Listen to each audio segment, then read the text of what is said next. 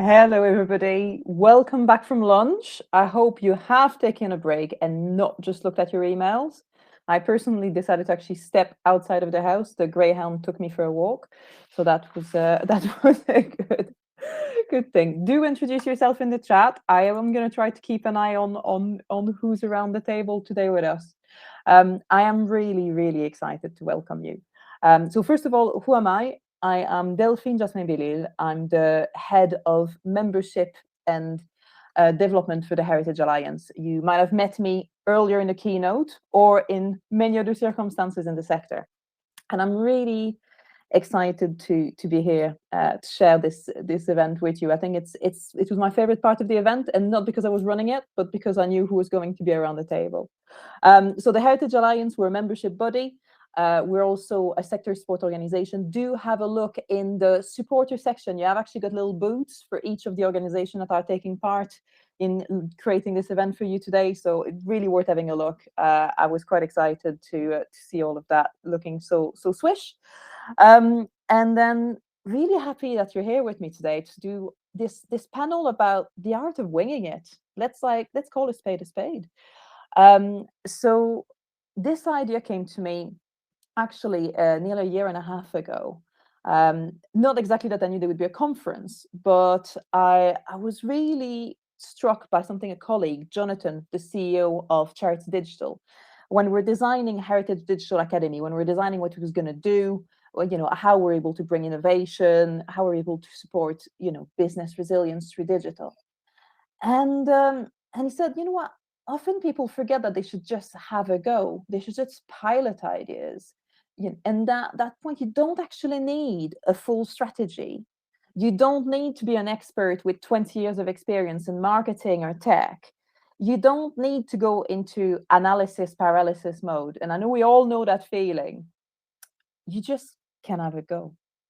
And I've got some brilliant women today that are going to join me for this panel. So I'm going to ask our lovely tech guru to bring them all to the screen to join me. Hello, Emma. Hello, Claire. Hi, Tracy. Hi, Danny. Hi. Unfortunately, you might have remembered there was also meant to be Vicky from the Britannia Sailing Trust. Unfortunately, digital tech completely failed on us and the broadband in lovely Devon collapsed. So she is not able to join us this afternoon, which is a real shame. And I would have loved for you to meet her, but next time.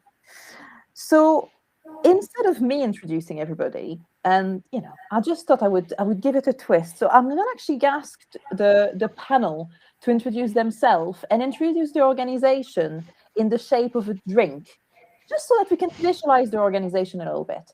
Oh, and just a reminder, so I've got tons of questions prepared for these amazing women, but if you do have some questions, do use the tab on the right hand side. You've got a chat tab and you've got the Q&A tab to ask any question. I am going to try to keep an extra 5 minutes to do this.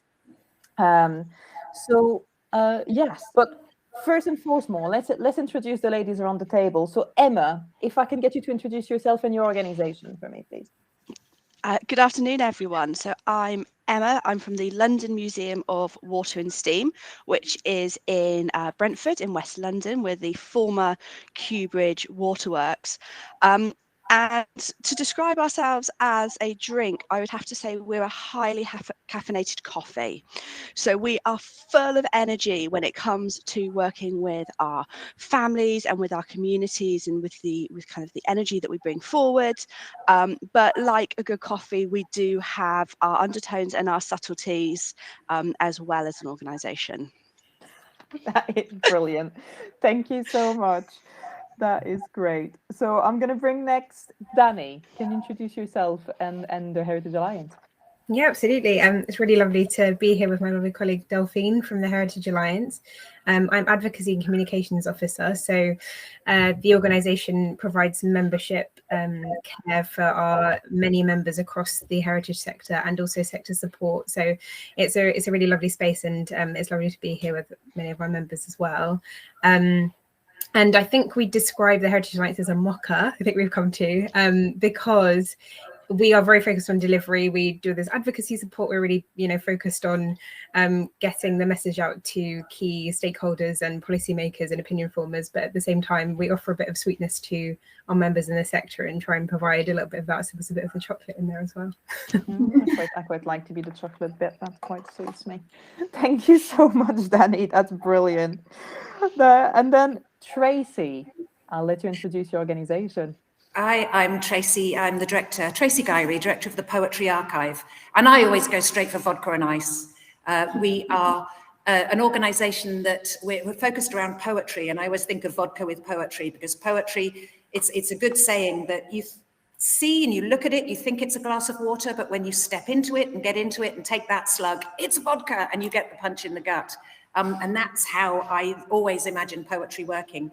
We are a collection of audio recordings of poetry, of poets in their own voice. If you can imagine, if we could only hear what Shakespeare sounds like today, if we could hear his voice, where he pauses, where he takes a breath, the kind of language and pronunciation he uses, it would be fascinating. So we are collecting recordings now of significant poets to keep them for the next 1,000 years, so that people, current and future generations, can keep benefiting from all those profound benefits you get when you listen and hear poetry.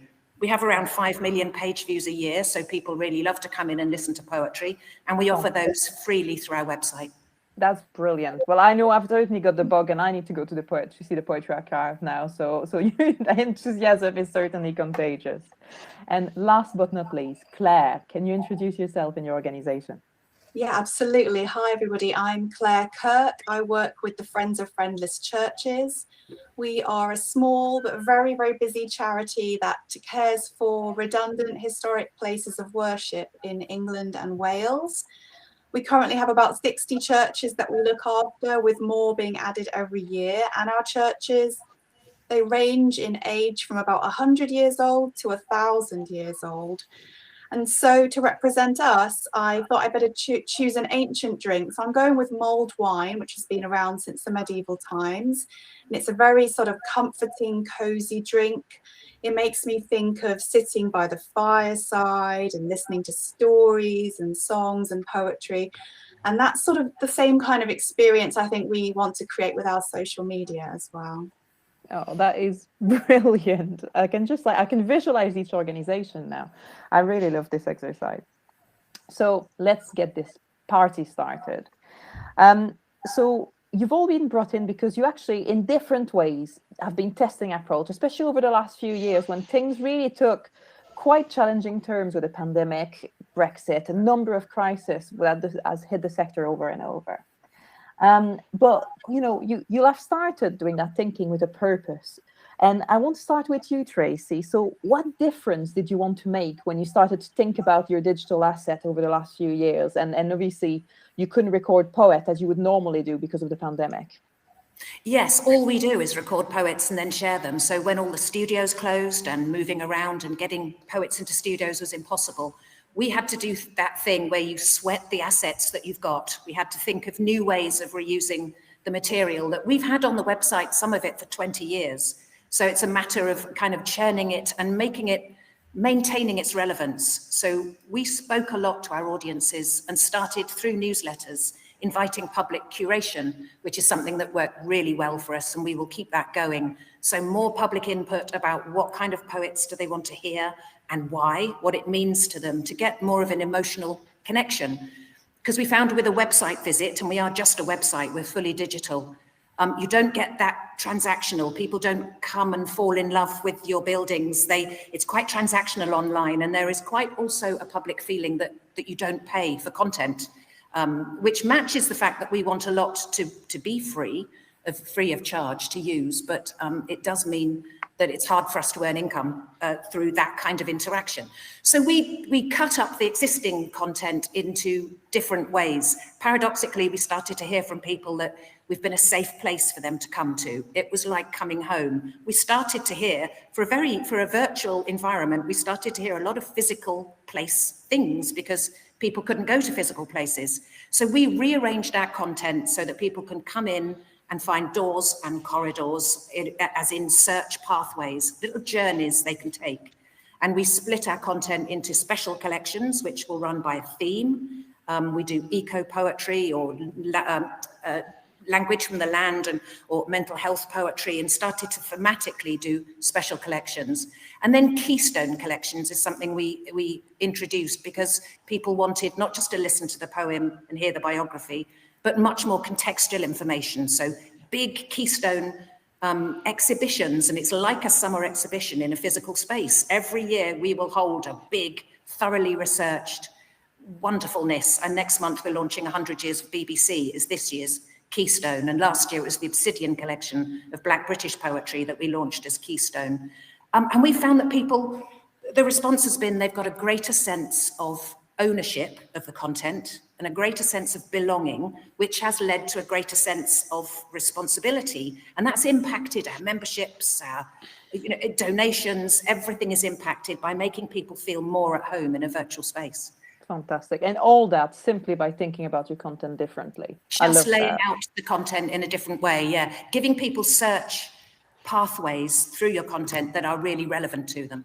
Brilliant. Now, Danny, you had also to get on content to people, but you were dealing in quite a different way, isn't it, with a sector in crisis. So you actually created hubs, so sources of content about Brexit and COVID, so that heritage organization could really save time and resource. But tell me more about, like, what difference you wanted to make? Yeah, absolutely. It's an interesting and difficult time, I think, for many organizations.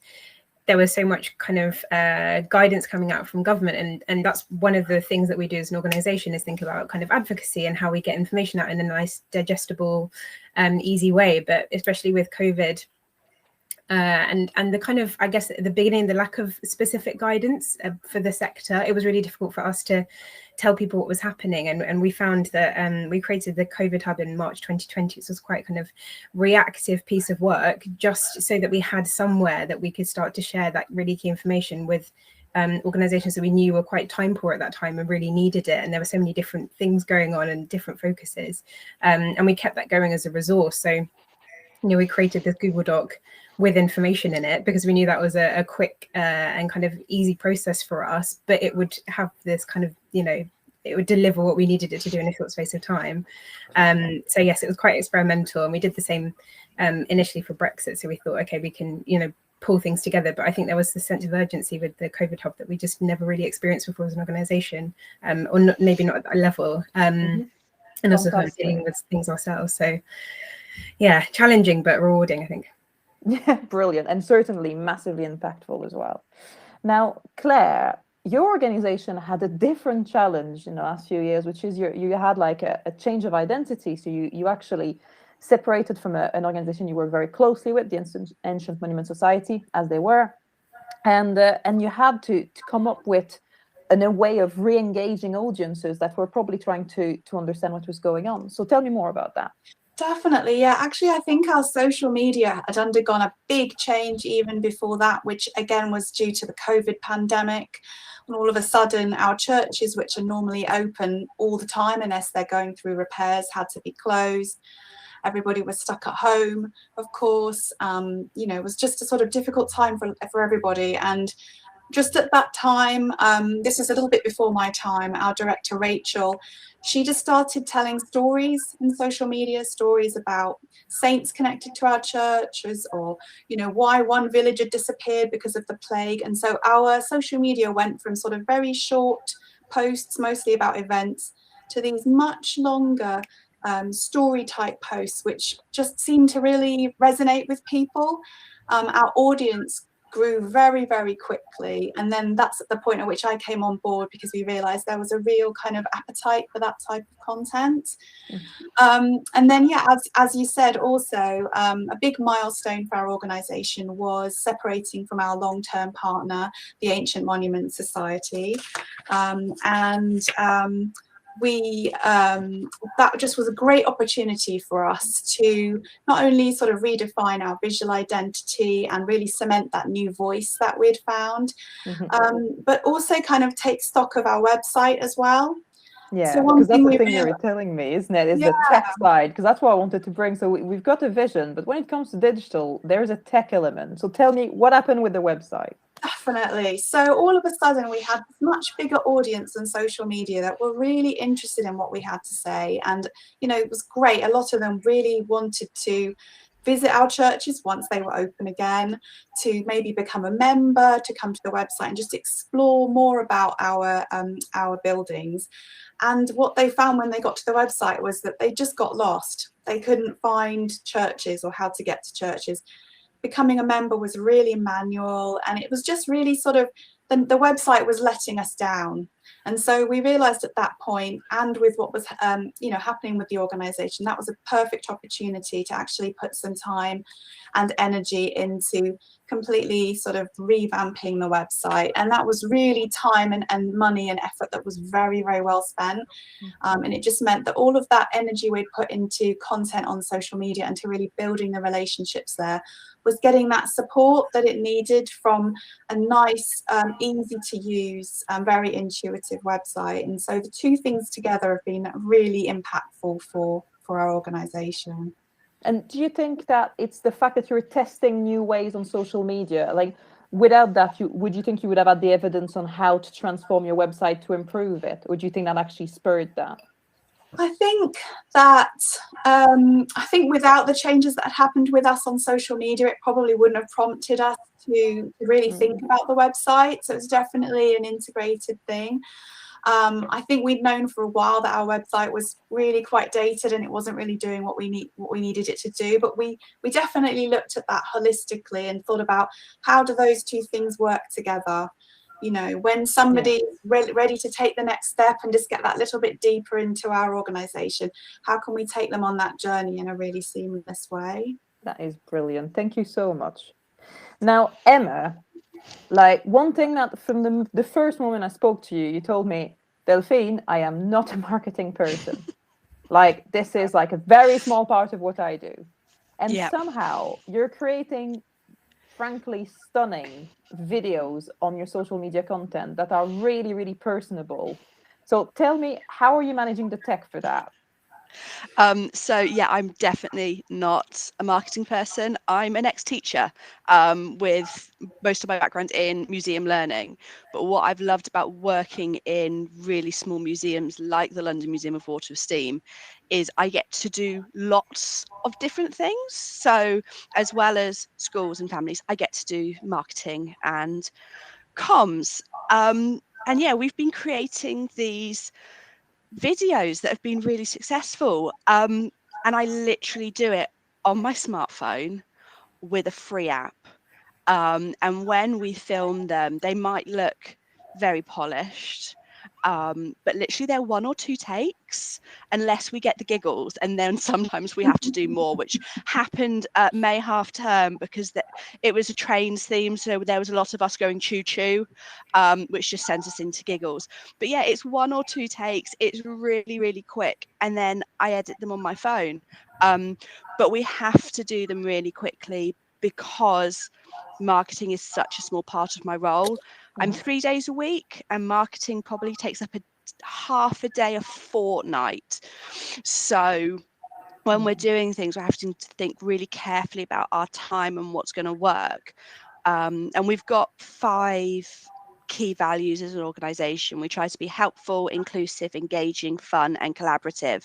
And we want those to come across in everything we do, whether you're engaging with us online, looking at our social media, visiting us in person. And we found that these videos get some of the best engagement and people really enjoy them, much more than the lovely crafted photos that our wonderful photographer takes. She takes the best photos, but for some reason people like me and my colleagues being a little bit silly on camera more.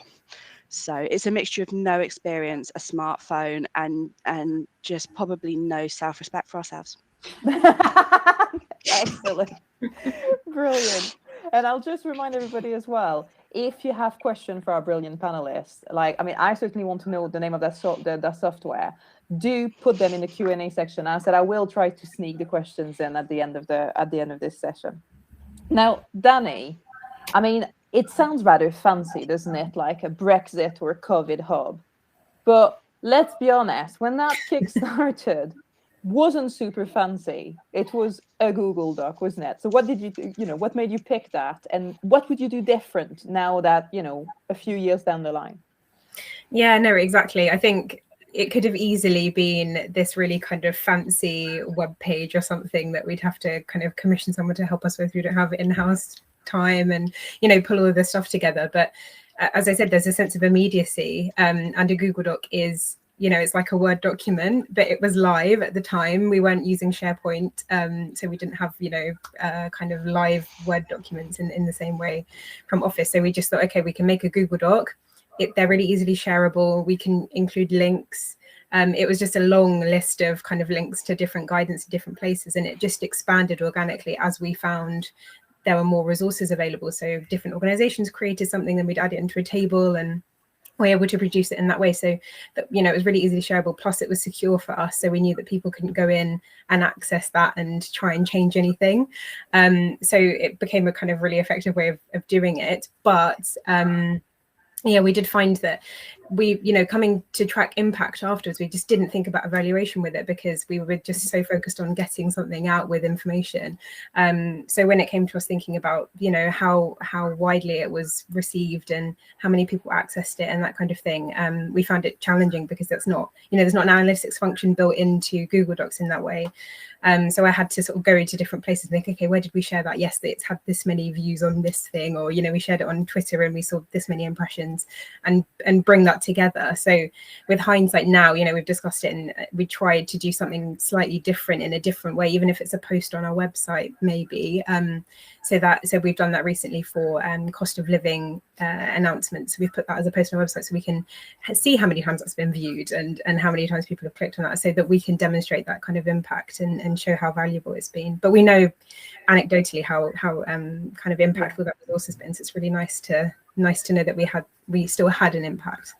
Yeah, no, fantastic. And I love that there's all these elements, isn't it? So, Claire, you're saying how actually that testing actually just got you in the right frame of mind to actually tackle this long-standing problem of your website. Danny, it actually, you're building your learning, and the piloting actually just helped you think, now that I know, I'll think about evaluation a bit differently. And I think just really empowering that, having that go really helped build the organization. But then there's another element as well that I've heard throughout today that I want to put in the limelight a lot, is the people element. Starting with you, Emma, because you don't hire professional actors for those videos, do you? So no. Who took part? So the faces that you will see in the videos are the ones that you will see when you visit the museum. So it gives you a really good feel as a first-time visitor on what you can expect. So you very often see our director Liz or Gemma, our other engagement coordinator, but we've had our learning team, we've had other colleagues, we've had volunteers, we've also had our own kids appear in the videos and on social media. So Liz's kids, Gemma's little boy, they've all appeared in the videos as well. And it's not just the videos they appear in. When I went on annual leave, rather than kind of lumping somebody else with the social media, as we were all so busy, I actually did some takeovers, and Liz's 3 took over the social media for a day and shared what they loved about it. So it's very authentic. It's the people who you will meet when you walk through the door are the ones that you meet on our social media. I love that. I think that is so. I mean, it made me want to come and visit you, because I was thinking, like, actually, they're not that fancy. I get to meet the person that stood there in the cafe or something. I love that. Yeah. But the other thing, Tracy, I wanted to bring you in as well, because I was fascinated when we last catch up. You're talking about you've got a strong vision for the poetry archive to diversify your audiences, and it feels like it really helped shape everything you did when it comes to trying new things with digital. Is that am I right? Yes, you are. We are a lot more just outwardly focused now, and can engage with the audiences a lot more. I think when the archive started, and it's been running about 30 years now, it started from scratch and had to record. It was playing catch up to catch as many poets, and it just kind of recorded everybody. And we are still recording, but we have this huge kind of amount of assets behind us now that we can start to play with a lot more cleverly. So to have people come in and pick their favorite poets, or our Poetry Archive now, which is our open channel, because I did realize it costs around £1,500 to get a poet into the archive, with paying them a fee. We make sure everybody's fairly paid. And the studio costs and the editing and all of the writing the biography, and we bring freelancers in to create all of that. So we needed a way to get poets in really quickly, and we opened up Poetry Archive Now, which we asked people to phone themselves on their iPhones, recording a poem, and send it in to us. So we get 400 new poems a year, which we keep on our YouTube channel. And it's just given us, it's just enabled us to be much more open, because we can be really receptive and get them in the YouTube channel, which people are delighted about. And from that, we curate a top 20 to go into the main archive. And the content is moving around and around. That is brilliant. And I love how it just spurs, I think that is fantastic. So nearly the end. So before we go on to the question, I just wanted to ask you all, ladies, any key lesson you would want to share with colleagues from across the sector? And I can see we've had people from Wales, from London, from Devon, from Scotland. There's plenty of people in the room, and I think they all want to hear like the juicy nugget. So if I start with you, Claire, what key learning you'd want to share? Yeah, I think, social media has been hugely powerful for Friends of Friendless Churches in helping us find new and broader audiences. I think one of the things we've really learned is that, as well as finding the time to actually create content, it's absolutely essential to build in the time to actually build relationships online with the people that follow us as well. So when we put something interesting out there, we will get questions, we will get comments. And so that's actually a really, really important thing to factor in if you're thinking about your own social media program. And as I mentioned before as well, the importance of making sure that when people want to do something, you make it really, really easy for them. So just always thinking about the audience out there and kind of giving them the best possible experience. Fantastic. I could imagine I don't think James Berg is in the room, but he would definitely area on the user-led reflection. If you haven't caught up with James' session, it's going to be, you can play the recording as well. He was with us this morning. So absolutely brilliant. What about you, Emma? What's the key lesson you want to share? So our key lesson is be authentic to your organisation, and don't be afraid to experiment and try new things to see what works for you. There's been videos that we've created that didn't get the engagement we were expecting, and that's absolutely okay. And what works for one organisation is not going to work for lots of other organisations. So it's being authentic to yourself and learning from each other and sharing best practice and sharing different techniques, but not replicating them, taking them and putting your own spin and your own message on them. Fantastic. Thank you so much. What about you, Danny? What would you like to share? I think the key thing for us is just that tech doesn't need to be, or digital doesn't need to be complicated. And I think that's, been shown for the different examples that everyone shared as well, that it can feel quite overwhelming. But if if there's something, and that, as Claire said, you need to be kind of audience led in a certain way, and you want to kind of create something that's meaningful, it doesn't need to be overly complicated or fancy. I think that's our key thing is just, if there's information that you have or there's something you want to share, think about that creatively and work with others and see if there's something you can do. You can always sort of build on it and develop it later. That's brilliant. Now, last chance for any last minute question that needs to be dropped in the Q&A tab. And then Tracy, what about you? What is your key lesson you want to share with colleagues around the sector? We found trusting our audiences was really, really helpful. We're making changes that we kind of had an assumption about whether our audiences would accept or not. But just trust them. They'll roll with you. They're very loyal. If they come more than once, they have a really loyal relationship with you. And you can trust them, ask them questions, and they'll be there for you. I love the way you talk about audience. You just feel like it's that warm friend that, you're having that kind of mold. They might be having the mulled wine, to be fair. I don't know if they'll go straight for the tonic, but it's no. Thank you so much, ladies. So very quickly, I've got two good questions. So first one is from Patrick. So he's from an organization working on sector sport and and he understands that there are a lot of challenges that organizations have at looking how digital can be impactful for the organization. And especially when there's no immediate payback and other call on resource. Yes, we agree. That is always tough, isn't it? Finding time to even try something. So how do you help organizations to take that risk? Would anybody, if anybody wants to give me a wave to see how they will answer that one? I can. Okay, go for it, Danny, and then Tracy next. Yeah, sure. I think the Heritage Lights, sometimes I think we found this as a team where we're not very big, but we do have we notice that we have a big impact, and I think sometimes we seem like a larger organization, and I think it's just that thing of really focusing on what are the kind of key things that you're meaning to deliver, and then maybe, you know, seeking different solutions for that and being a bit creative about how you can kind of bring that out in different ways, because I think most heritage organizations would say that they struggle with the amount of staff time or the amount of staffing they have. So I like that. Anchor it in your mission statement, anchor it in your key strategy, but then use that as your anchor point to pilot a little bit. I think that's such a really solid point. What about you, Tracy? Anything you want to add? We traced our visitor journey from clicking on the opening of the website right the way through to every personal thing. And that's why we called our collections Keystone Collections.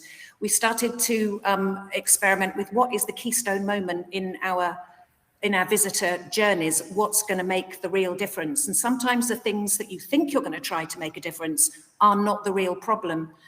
It comes through ecology. The keystone species, when trees were dying in Yellowstone Park, for a bizarre example, but it wasn't the fact that the deer were eating the bark as they thought. It's because there was no wolves killing the deer. So deer populations were out of control. So it wasn't the deer that were the problem, it was the wolves that were the way to fix it. Bring wolves in, everything calmed down and the trees started to survive. So find out what your problem is. It's often not what you think it is. Oh, I like that. Think out of the box and bring the wolves in. I kind of want to, I wish I was like, I'm not clever enough to try to be tweeting as much as while running this, but I hope somebody's going to be tweeting, bring the wolves out. I think that should be a key learning from this program, from this panel. And then we had a second question from Haishwarya. Apologies for absolutely destroying your name there. She's doing a placement as Glasgow Women Library. And what do you think of incorporating sign language on feedback form? So that's a very specific question. I suspect, Tracy, that might be one for you. Is there an organized way for inserting sign language beside text questions? Happy to know more. Or if anybody has got an expertise that they would like to bring on to that one. I must admit that is beyond my realm of knowledge. Next year, we're working on a BSL poetry collection because British Sign Language is a native language. It's not English. You need to translate it from English. So we're doing that by having videos. I can only suggest that perhaps online forms could incorporate videos that will make it a lot easier, have it interpreted as you go through. It's what we're going to try with poetry. We've never tried it before. Fantastic. No, that is an interesting response. That's I like that a lot. And I will also recommend, I'm going to put this as a response in the chat. There is an organization called Vocalize who does a lot to try to help organizations become more accessible. So they might worth having a chat with them. So absolutely good question. So ladies, we're near the end. Any final reflection you want to share before I start telling everybody the gossip about what follows us? Well, I'm going to say massive thank you for each of you. Claire, Emma, Danny, Tracy, you've been fantastic. Vicky, I can feel you're there with us. We are absolutely gutted you couldn't be with us in the end, but really, really happy that at least I know you kept in touch on the chat, so at least you were there with us in spirit. So we're doing a bit of piloting, because if you've been to digital events before, you'll know that networking is usually the part where it can easily fall a bit flat. I'm gonna just be quite honest here. It can be quite tricky. So we've decided for Heritage Digital Academy Live to have a full-blown networking session. And if you want to take part, it's going to be really easy. You're going to have to go at the top. You've got session, supporter, networking. That's the one you're looking for, and forums. And if you click on that networking session in about 10 minutes, so the session's going to start around 2:20, so you've got the chance to have like nip to the loo and have a cup of tea. There's going to be 6 different roundtables that are going to be running simultaneously. There's only 16 spaces for each roundtable, so do jump in quite quickly to the one you want. We're going to have Scott Edgar from Linen Hall in Northern Ireland in Belfast running a digital repair cafe. So that is a virtual version of a repair cafe where you can bring your broken things and try to fix them. So if you've got a digital challenge, a tech issue, you can come and have a chat with Scott and everybody else around the table to see how you're going to be able to find ways to address it. Now, we're also going to have my colleague Polly, although I know she might be a little bit late because she, as we speak, has been called into a meeting with government on the cost of living crisis. So she wants to hear from you. How is the cost of living crisis impacting your digital activity and planning? So Polly is the head of policy for the Heritage Alliance. And what you're sharing is going to help any evidence we're going to feed back to government to make that case and making sure that the sector gets the support it needs and deserves.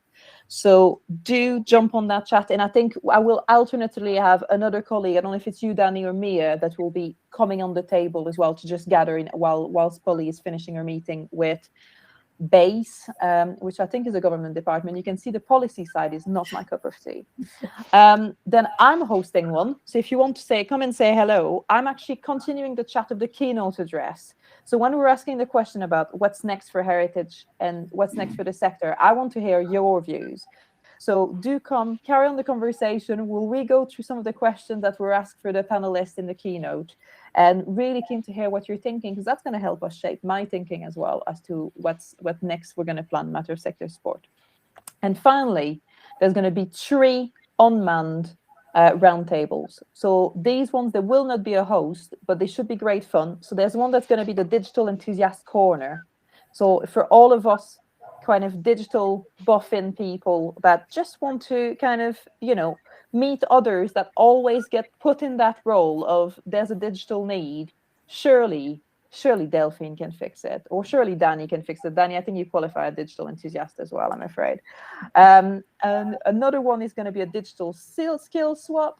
So that is if you want to share something you've learned and you want to share with your findings with others, that's a nice space to be in, and just having a relaxed chat with other people and learn what they found interesting in the last few years. And finally, which is probably normally where I would have hung out, but this time I'm trying to be a little bit more strategic. But it's meet and greet.